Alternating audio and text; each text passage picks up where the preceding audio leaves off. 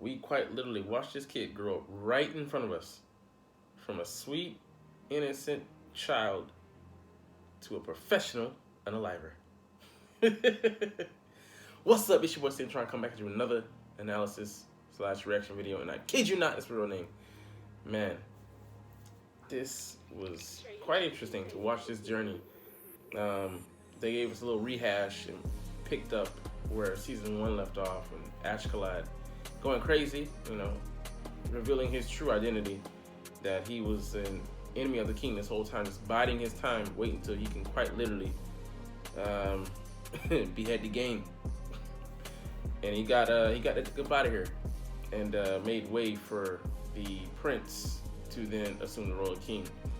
So Canute, we saw him go from nothing, from a sweet boy who didn't really want to involve himself with war, but he was born into it. They didn't think he was going to actually be the one to succeed his father. He was weak. He was innocent. He was pure. But man, he just Drake. He flipped the switch. He flipped the switch, and man, it was just on. Since that day, he became a man. He's been shrewd. He's been able to rein in Torkel, not Torkel, Torkel. The crazy uncle of Thorfinn, and man, he's been able to just steadily cement more and more power for himself. Yeah, I was like, man, Canute, he don't play no games when it comes to what he believed. He's out there on the battlefield, telling these guys moving through the lands and moving to Mercia, and they're pillaging. What they traditionally do. They steal women and sell them, have their way with them, kill all the men, all this stuff. Okay, this, that, and the third. Okay, whatever. Canute says, "Oh, they still doing that? Didn't I tell you that I forbade that shit? Gotta be selling women?" Because this is something that he draws a line there. He's like, "Oh, okay. Yeah, those dudes that are doing that, chop their heads off and put on a pike, just to send a warning." And he's like, "Oh, okay. You dead? Serious? You ain't playing no games? Yeah, nigga, I said what I said. Put an edict out right now. Declare that shit. And those niggas over there, they're dead. I'm like, they're like literally alive right now, and talking and chattering and giddy, probably getting something, not knowing that that's a cat that cost them their 9 lives." Like, shit, bruh, he ain't playing no games. Whatever he wants, he gets. We're gonna see later, in this summary here. But man, then we see someone calling out him, and we hear that voice of the Hunter badass. What's his name? The tank. I'm forgetting his name, but he looked like Wolverine basically. You know what I'm talking about. He yells out to Canute, "Oh, but what? What you doing here?" Like he just lit. He owned one, because apparently he's made a treaty, Canute has, with Mercia, and it stopped the fighting. And Torkel hates to have his battle interrupted. It's like having his meal interrupted. He's like, "Oh, I'm eating right now. I'm devouring the souls of these people like I'm Shang Tsung. And you stop me, you better have a good ass reason to interrupt my war cry, my battle lust." Dude just hungry for war and for battle, man. He loves to fight. He's like so, he hates making deals and being shrewd. He'd just rather charge in.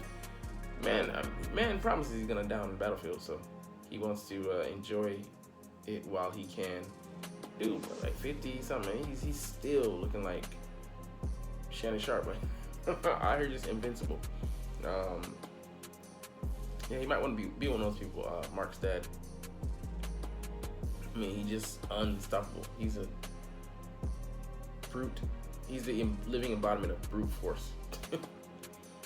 And the only one who probably could stop him was Thorfinn's dad. Just crazy. He's so much smaller than him, but he commanded a lot of respect. So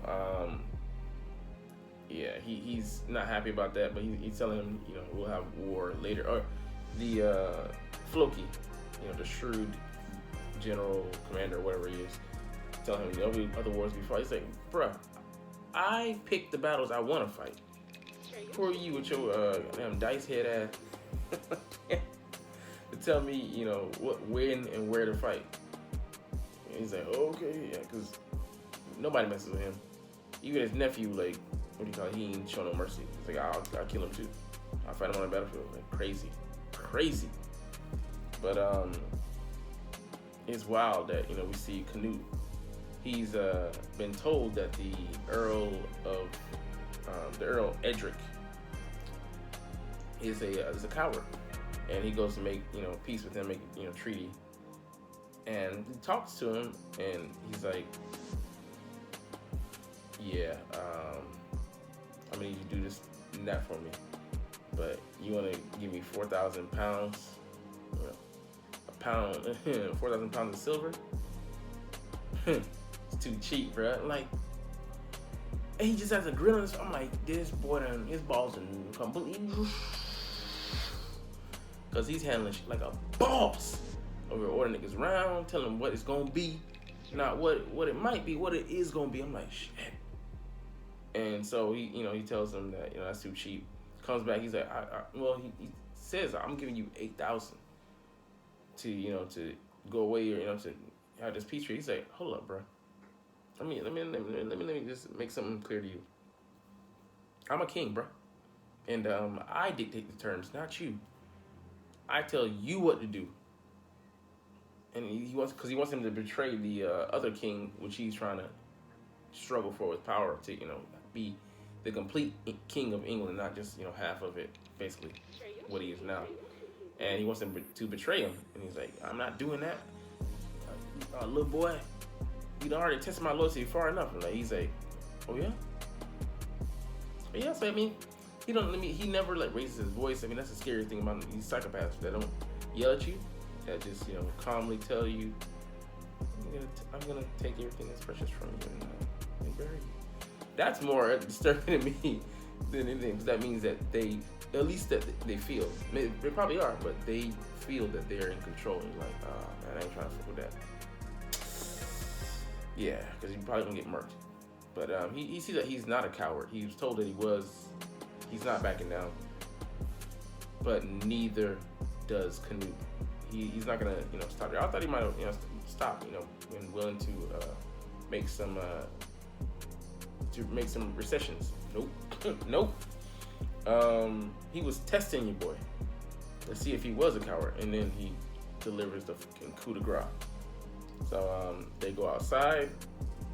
He has this pyre set up, and I don't know. Obviously, somebody up there. I hope he ain't burning dude alive. He ain't burning dude alive. I was like, damn, that's just harsh, but that is war. But he lights it up, and you're like, okay, what's the significance? Canute just silent, just got his back turned to him.